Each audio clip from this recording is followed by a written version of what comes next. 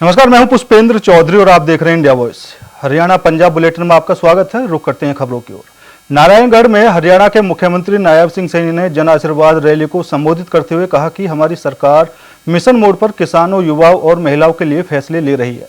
समाज का हर वर्ग हरियाणा द्वारा लिए गए फैसलों को स्वागत कर रहा है। मैं राज्य में पिछले 10 वर्षों में हमारी सरकार द्वारा किए गए कार्यों को साझा कर रहा हूं। जब मैं राज्य में पिछले 10 वर्षों से पहले विधानसभा क्षेत्रों का दौरा करता हूं तो कांग्रेस के बारे में पूछता हूं कि उन्होंने कुछ काम किया था या हुड्डा साहब आपने मटरगश्ती की है।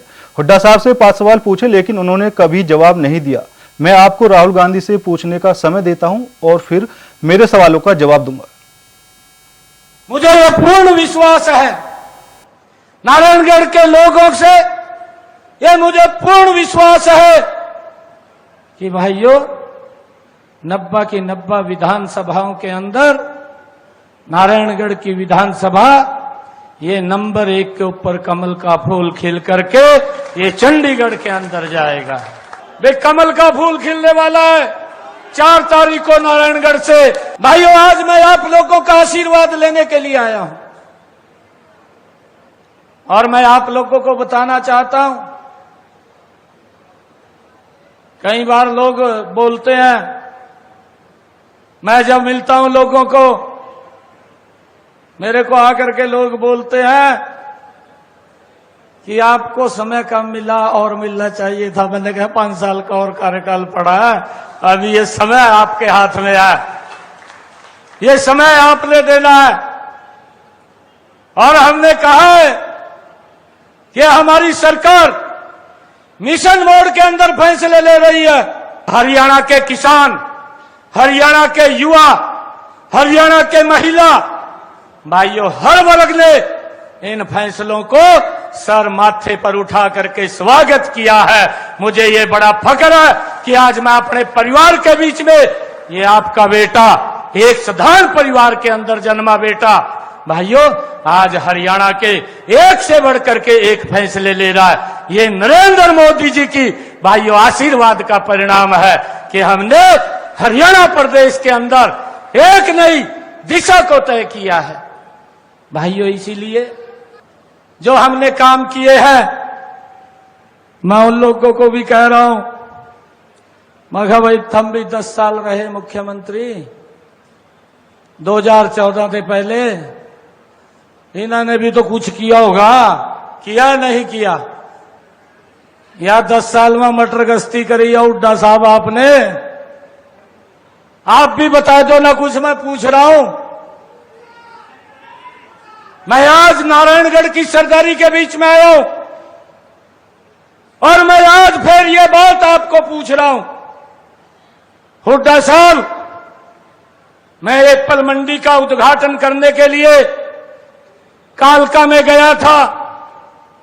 मैंने आपको 5 क्वेश्चन पूछे थे, आप तो हिसाब मांगते घूम रहे हैं। आपने उन 5 मेरे सवालों का जवाब नहीं दिया। मैंने फिर चंडीगढ़ के अंदर पत्रकारों के बीच में, जब किसानों के खाते में 2000 प्रति एकड़ के ये बरसात कम हो रही थी, पैसा डालने का मैं काम कर रहा था। मैंने पहली किस्त जब 525 करोड़ रुपए की डाली, मैंने उस दिन भी हुड्डा साहब को 14 क्वेश्चन किए थे, 14 क्वेश्चन। मैं इन लोगों को आज भी इस नारायणगढ़ की पवित्र भूमि से, क्योंकि यहां पर मेरा जन्म हुआ है, मैं इस माटी को प्रणाम करता हूं।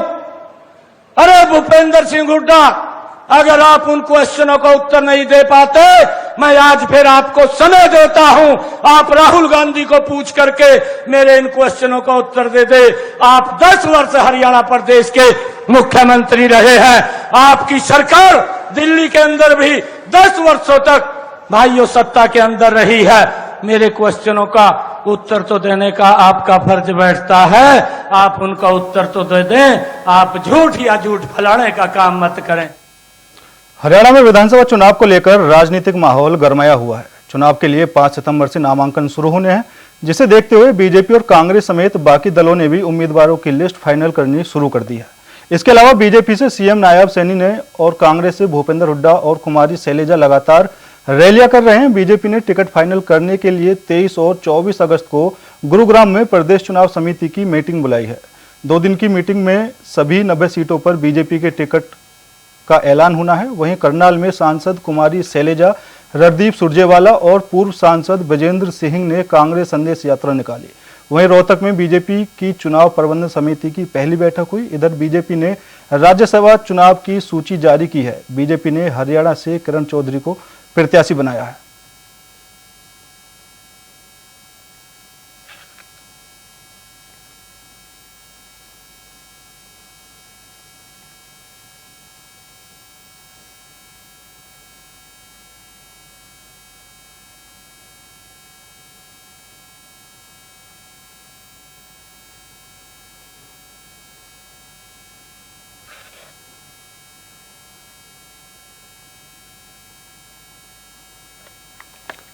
तो हरियाणा में विधानसभा चुनावों की तारीखों का ऐलान हो चुका है। वहीं सभी पार्टियां चुनाव के लिए पूरी तैयारियों के साथ मैदान में उतर चुकी हैं। तो कांग्रेस के अलावा आम आदमी पार्टी भी बैठकें करती हुई नजर आ रही है। वहीं कांग्रेस ने आज जन संदेश यात्रा निकाली और अपने कार्यकर्ताओं को संबोधित किया।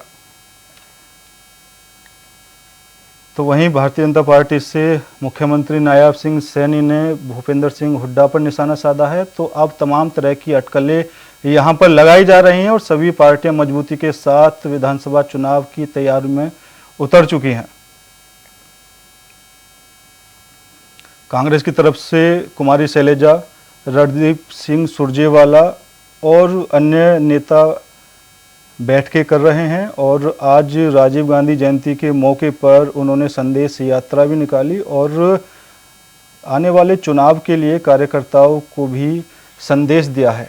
किस तरह से उनकी चुनावी रणनीति रहने वाली है, इसको लेकर भी मंथन किया गया है। वहीं बीजेपी की तरफ से भी अभी से सभी सीटों को साधने की कोशिश की जा रही है और कई तरह की प्रतिक्रियाएं भी सामने आ रही हैं कि आखिर अब की बार हरियाणा विधानसभा चुनाव को लेकर किसकी मजबूती ज़्यादा देखने को मिलेगी।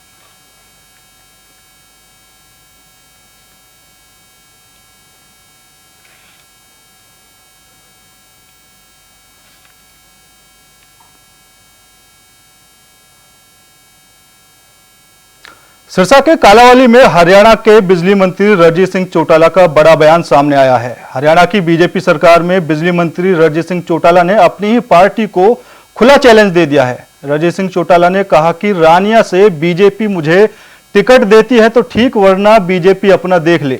मैं रानिया से चुनाव जरूर लड़ूंगा और जीतूंगा भी। मैं चौधरी देवीलाल का बेटा हूं। प्रदेश की 90 विधानसभा सीटों पर मेरा अपना जनाधार है।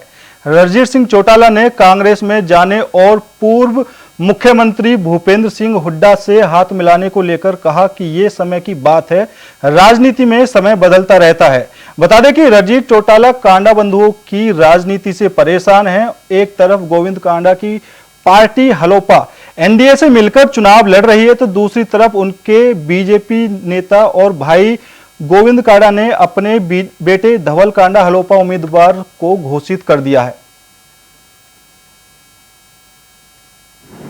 नहीं, कहीं नहीं कहा मैंने मैं बीजेपी छोड़ रहा हूँ, बीजेपी में हूँ। देखिए, मैं लोकसभा का चुनाव लड़ा और मुझे इन्होंने टिकट दिया आधा घंटा पहले, बहुत ही इज्जत दी। कैबिनेट जब नायब सिंह जी की सैनिक बनी तो पहले 5 में मुझे रखा, मैं वो भी अच्छा बढ़िया मैं अच्छे था। पर अब जो नई कमेटी बनी है, जिस तरीके से ये कर रहे हैं और जो चीफ मिनिस्टर आए हैं नायब सिंह सैनी गोपाल कांडा के घर गए और उसके बाद उनकी ये स्टेटमेंट देना कि हम 15 सीटें लड़ेंगे इन अलायंस और अपने बेटे को वहां रानिया में कैंडिडेट खड़ा करना, ये कुछ मुझे ठीक नहीं लगा। इस पे मैंने कल वर्कर्स मीटिंग बुलाई और ये कल कर दिया कि मैं चुनाव लड़ूंगा। अगर बीजेपी सम्मानजनक तरीके से मुझे कुछ चुनाव लड़ाना, मैं राजनीतिक आदमी हूं, मैं तो बीजेपी 2 महीने पहले ज्वाइन करी है, मैं बीजेपी में भी रहना चाह रहा हूं। और अगर बीजेपी अनदेखी करती है, जैसे कमेटीज बनी, रणजीत सिंह, मैं चौधरी देवीलाल का बेटा हूं, मैं लोकसभा का चुनाव लड़ा, मुझे 5 कैबिनेट मिनिस्टर, मेरी परफॉर्मेंस सबसे बढ़िया।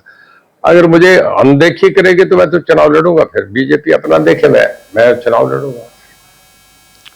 पूर्व मंत्री और कांग्रेस के वरिष्ठ नेता अशोक अरोड़ा ने कहा कि जैसे जैसे चुनाव की तारीखें नजदीक आती ही जाएंगी, ऐसे ही भारतीय जनता पार्टी को छोड़ कांग्रेस को ज्वाइन करने वालों की लंबी कतार हो जाएगी। उन्होंने बिजली मंत्री रणजीत सिंह चौटाला के पार्टी छोड़ने की अटकलों पर कहा कि मुख्यमंत्री नायब सिंह सैनी भी कांग्रेस ज्वाइन कर सकते हैं, क्योंकि बीजेपी में वह खुद को घुटा हुआ महसूस कर रहे हैं। वहीं उन्होंने कहा कि कांग्रेस के 5 विधायकों की संख्या कम है, इसलिए राज्यसभा चुनाव में अपना कैंडिडेट खड़ा नहीं किया है।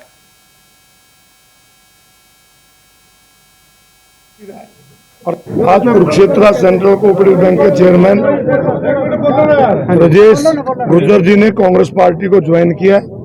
हम इसका स्वागत करते हैं। पूरे हरियाणा में बदलाव की एक लहर चली हुई है। लोग इस सरकार से छुटकारा चाहते हैं और 16 तारीख को जब चुनाव आयोग ने चुनाव की घोषणा की थी हरियाणा प्रदेश में, लोगों ने बहुत स्वागत किया था और आज उसी का नतीजा आप देख रहे होंगे कि एक मजबूत साथी जो गांव का सरपंच भी रहा है और बैंक का चेयरमैन मौजूदा होते हुए आज वो हमारी पार्टी में शामिल हुआ है, तो निश्चित रूप से थनेसर हल्के में और पूरे इलाके में कांग्रेस को मजबूती मिलेगी। आप ये देखते रहो, अभी शुरुआत हुई है। 5 सितंबर को नॉमिनेशन है, ये मनमोहन नायब सैनी भी छोड़ के आ जाए क्योंकि पता क्या, नायब सैनी जी बेचारे बहुत दुखी, क्योंकि जिस दिन चुनाव घोषणा हुई, चुनाव की घोषणा पे सुबह मुख्यमंत्री प्रेस कॉन्फ्रेंस कर रहा है कि यहाँ पर चुनाव नहीं होंगे और शाम को डिक्लेयर हो जाते हैं, क्योंकि असली मुख्यमंत्री जो है वो दिल्ली बैठे हैं। वो इसलिए उन्होंने डिक्लेयर करा दिए कि नायब सिंह जी लगे हुए थे सारे उनके फैसले बदलने, सारे फैसले उनके बदले नहीं गए, नोटिफिकेशन हो ही नहीं गया। वो कहते हैं मेरे को नीचा दिखाना चाहते हैं, मैं इसी को नीचा दिखा देता हूँ, तो बड़े वो दुखी हैं। जिस प्रदेश के मुख्यमंत्री को यही ना पता हो कि उस प्रदेश में चुनाव किस दिन होने हैं, तो फिर इसका क्या मतलब। हरियाणा विधानसभा चुनाव को लेकर सियासी घमासान जारी है। ऐसे में करनाल में कांग्रेस के वरिष्ठ नेता कुमारी शैलेजा और रणदीप सुरजेवाला ने राजीव गांधी जयंती के अवसर पर संदेश यात्रा निकाली। सबसे पहले उन्होंने करनाल के सेक्टर 8 के अटल पार्क में पहुंचकर राजीव गांधी की मूर्ति पर पुष्प अर्पित किए। उसके बाद करनाल की कंबोज धर्मशाला से यात्रा आरंभ हुई, जिसका समापन सेक्टर 12 में किया गया। संदेश यात्रा के दौरान कुमारी शैलेजा मुख्यमंत्री नायब सैनी और पूर्व मुख्यमंत्री मनोहर लाल पर जमकर बरसीं।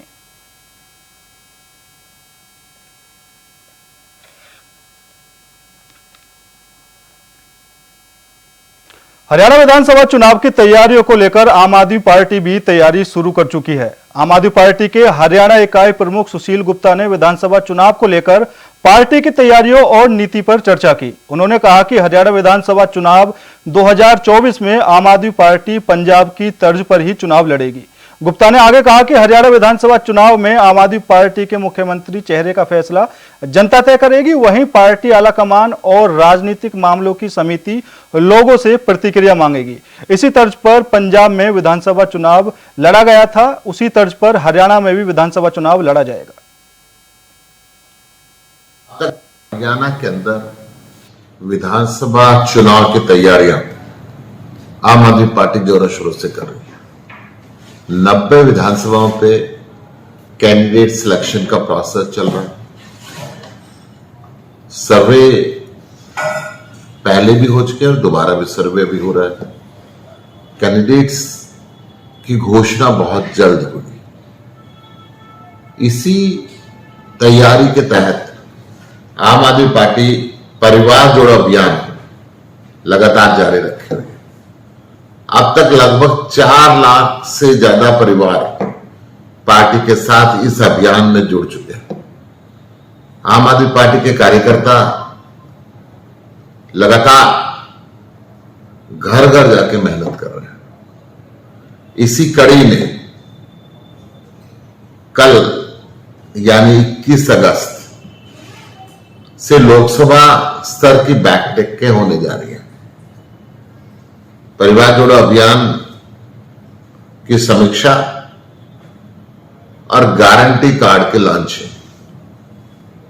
के लिए आम आदमी पार्टी के राष्ट्रीय संगठन महामंत्री संदीप पाठक जी इन बैठकों की अध्यक्षता करेंगे। बैठक में पूरी प्रदेश कार्यकारिणी उपस्थित रहेगी। कल करनाल जिले के अंदर करनाल और सोनीपत लोकसभा की मीटिंग होगी। हरियाणा के मुख्यमंत्री नायब सिंह सैनी ने आज चुनाव प्रचार के दौरान कहा कि प्रदेश के किसी भी कोने से कोई भी व्यक्ति आता है तो आपके बेटे को कोई यह कहने वाला नहीं मिलेगा कि उसने मेरी बात को नहीं सुना। आपका बेटा मजबूती से प्रदेश के हर व्यक्ति के हित के लिए कार्य कर रहा है।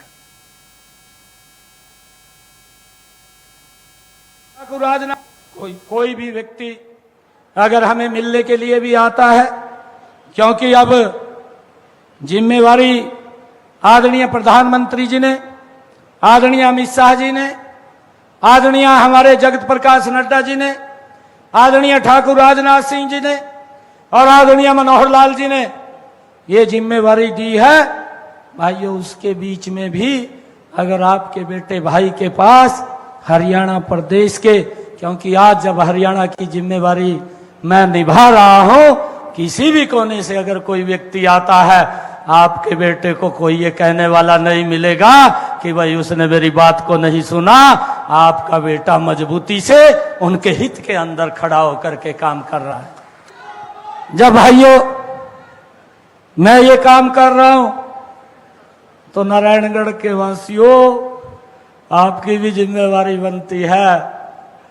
आप अपनी भी जिम्मेवारी को समझते हुए भाइयों अपने बेटे के सम्मान को बढ़ाने का काम करें। ये सम्मान मेरा नहीं है, ये सम्मान जो यहाँ सरदारी बैठी है, जो सरदारी नहीं भी आई है, ये सम्मान उन सब लोगों का है, ये मेरा सम्मान नहीं है। भाइयों, हरियाणा विधानसभा चुनाव को लेकर बीजेपी में मंथन जारी है, जिसे लेकर रोहतक में बीजेपी प्रदेश विधानसभा चुनाव प्रबंधन समिति की आज पहली बैठक बुलाई गई, जिसमें विधानसभा चुनाव को लेकर मंथन किया गया और फैसला लिया गया कि 25 अगस्त को भाजपा के विधायक, मंत्री और अन्य नेता प्रदेश के 20,000 बूथों पर जाएंगे।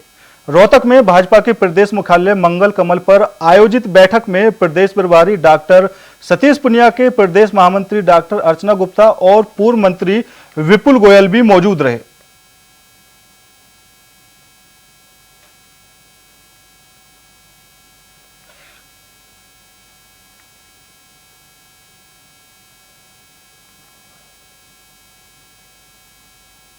हरियाणा में नशा तस्करों के खिलाफ चलाए जा रहे विशेष अभियान नशा मुक्त हरियाणा, नशा मुक्त भारत के तहत नारकोटिक्स कंट्रोल ब्यूरो की टीम ने कार्रवाई करते हुए एक नशा तस्कर ट्रक ड्राइवर से 27 किलो 160 ग्राम डोडा चूरा बरामद करने में बड़ी सफलता हासिल की है।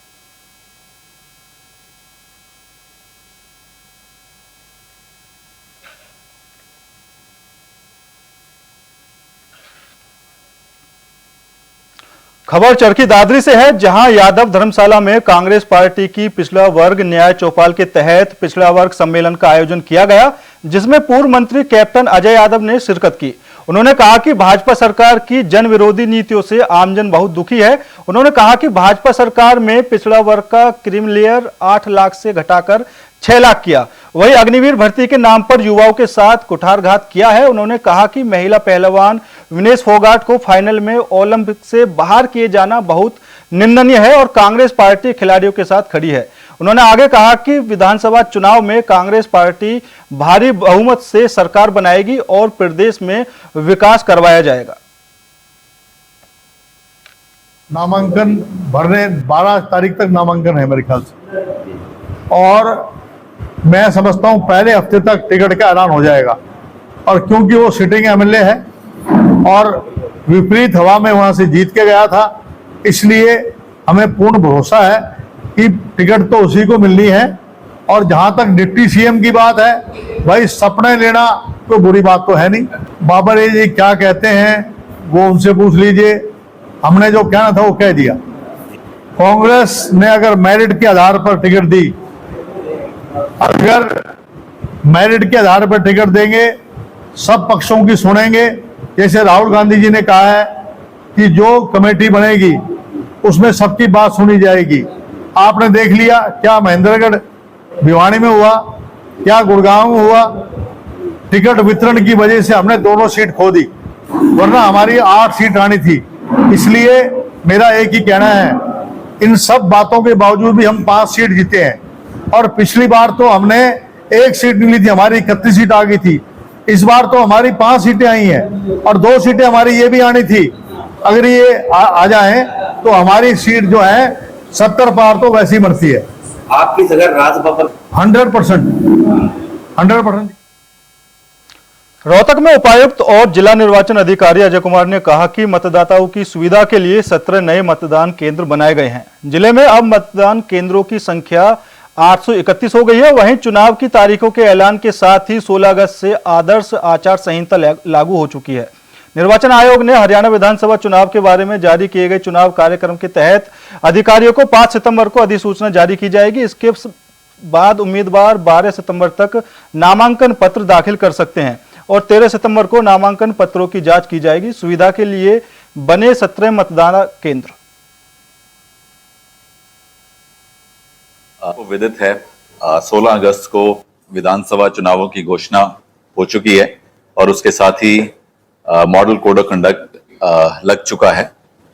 जो शेड्यूल हमारे स्टेट इलेक्शंस के लिए आया है उसके तहत 5 सितंबर को इलेक्शंस की नोटिफिकेशन हो जाएगी और रिस्पेक्टिव आरओ द्वारा जो है नोटिस उस दिन इशू कर दिया जाएगा और नामांकन की प्रक्रिया शुरू हो जाएगी। एंड 11 से 3 बजे के बीच में नामांकन लिए जाएंगे और जो हमारी 4 विधानसभाएं हैं उनमें चारों आरओ जो हैं वो स्थान निर्धारित करेंगे और इसमें बेसिकली हमारे 3 एसडीएम हैं तो उनके रिस्पेक्टिव एसडीएम कोर्ट्स को नोटिफाई किया जाता है। एंड साथ ही साथ जो कलानौर के हमारे आरओ हैं एडीसी, तो उनके ऑफिस में कलानौर विधानसभा के लिए नामांकन लिए जाएंगे और नामांकन लेने की जो लास्ट तिथि है वो 12 सितंबर है। उसके बाद 13 को स्क्रूटनी होगी एंड 16 को withdrawal, last day of withdrawal है एंड उसके साथ ही जो लिस्ट ऑफ कंटेस्टिंग कैंडिडेट्स है वो फाइनल हो जाएगा। एंड जो हमारा डेट ऑफ पोल है वो 1 अक्टूबर है और 4 को काउंटिंग का डे है एंड 6 को जो मॉडल कोड ऑफ कंडक्ट है वो समाप्त हो जाएगा। चुनाव जीतने के बाद मालविंदर कंग ने धन्यवाद दौरा किया। एमपी कंग ने गांवों के विकास के लिए ग्रांट बांटी। उन्होंने कहा कि वो चुनाव कैंपेन के दौरान किया गया वादा पूरा करने के लिए आए। गंदे पानी देखो, अज असी साडे सत्कारयोग एमएलए डॉक्टर साहब डॉक्टर चरणजीत सिंह जी ते आम आदमी पार्टी सारी टीम सारंगपुर पहुंचे हैं। इलैक्शन कैंपेन के दौरान असी इत्थे वादा करके गए सी। इत्थे ना गंदे पानी की बड़ी समस्या है। टोबे नूं लैके पानी की निकासी किते नहीं है, सीवरेज कोई नहीं है।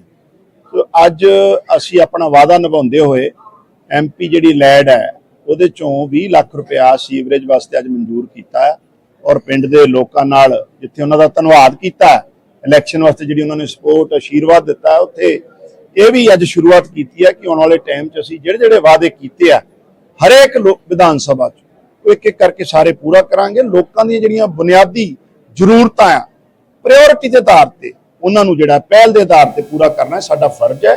उस फर्ज नूं अदा करते हुए अज असीं सीवरेज वास्ते जिहड़ा इस पिंड लई 20 लाख रुपया मंजूर। पटियाला रेलवे पुलिस को बड़ी सफलता हाथ लगी है। पुलिस को चेकिंग के दौरान राजपुरा रेलवे स्टेशन में 2 लावारिस बैग मिले, जिसके बाद पुलिस ने बैग को चेक किया तो उसके अंदर से 10 देसी पिस्तौल और मैगजीन मिली हैं। प्रेस वार्ता करते हुए डीएसपी जगमोहन सिंह ने बताया कि जीआरपी पुलिस की तरफ से पंजाब के सभी रेलवे स्टेशनों की चेकिंग चल रही है। इसी दौरान पटियाला जिले के पास पड़ने वाले राजपुरा रेलवे स्टेशन में 2 लावारिस बैग मिले, जिसमें से 10 32 बोर पिस्टल और 10 मैगजीन बरामद किए गए हैं। एक व्यक्ति को गिरफ्तार भी किया गया है। दोषी को अदालत में पेश कर 3 दिन की रिमांड मिली है।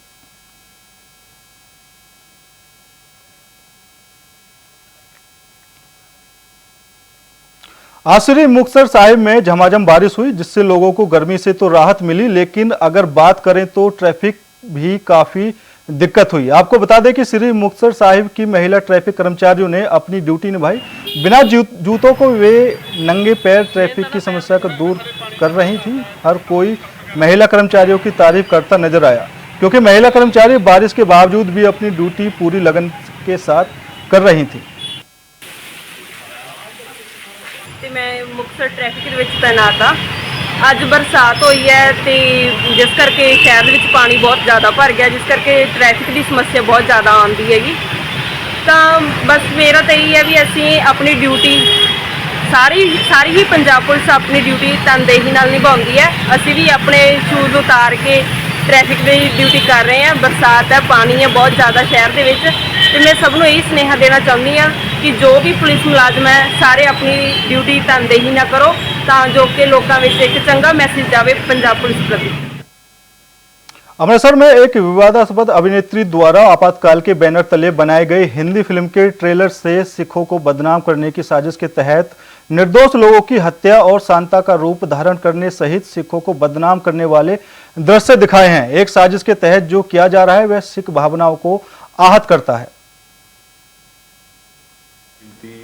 ਐਮਰਜੈਂਸੀ ਜਿਹੜੀ ਕਿ ਇੰਦਰਾ ਗਾਂਧੀ ਦੇ ਪਤਨ ਦਾ ਕਾਰਨ ਬਣੀ, ਉਸ ਤੋਂ ਬਾਅਦ ਇੰਦਰਾ ਗਾਂਧੀ ਨੇ ਆਪਣੇ ਆਪ ਨੂੰ ਦੇਸ਼ ਦੇ ਵੱਡੀ ਗਿਣਤੀ ਲੋਕਾਂ ਦੇ ਹਿਤੈਸ਼ੀ ਹੋਣ ਦਾ ਇੱਕ ਨਾਟਕ ਕਰਕੇ ਉਹਨੇ ਕਿਹਾ ਕਿ ਸਿੱਖਾਂ ਨੂੰ ਮਾਰ ਕੇ ਮੈਂ ਆਪਣੇ ਵੱਡੀ ਗਿਣਤੀ ਬਹੁ ਗਿਣਤੀ ਲੋਕਾਂ ਨੂੰ ਇੱਥੇ ਬਚਾ ਰਹੀ ਹਾਂ।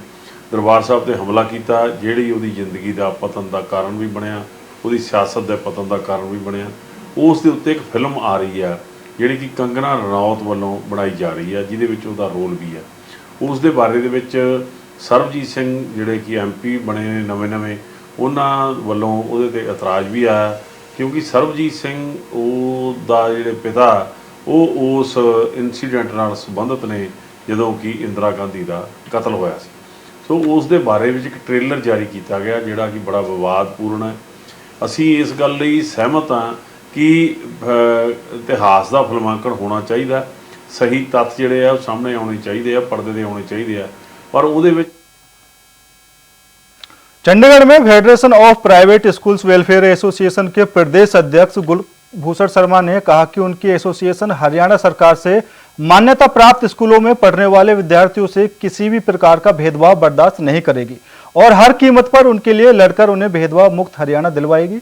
कुलभूषण शर्मा ने कहा कि कुछ दिन पहले ही हरियाणा के मुख्यमंत्री नायब सिंह सैनी ने 12वीं कक्षा में 90% मार्क्स हासिल करने वाले विद्यार्थियों को 1,11,000 रुपए की छात्रवृत्ति प्रदान कर एक अच्छा कदम उठाया था।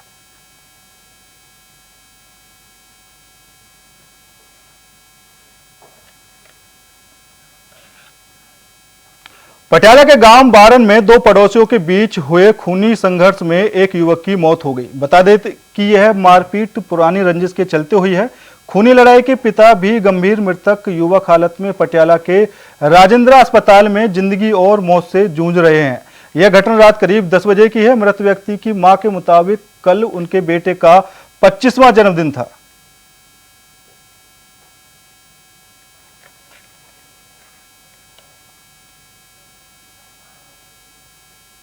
फिलहाल मेरे साथ इस बुलेटिन में इतना ही। बाकी देश और दुनिया की तमाम खबरों के लिए देखते रहिए इंडिया वॉइस। नमस्कार।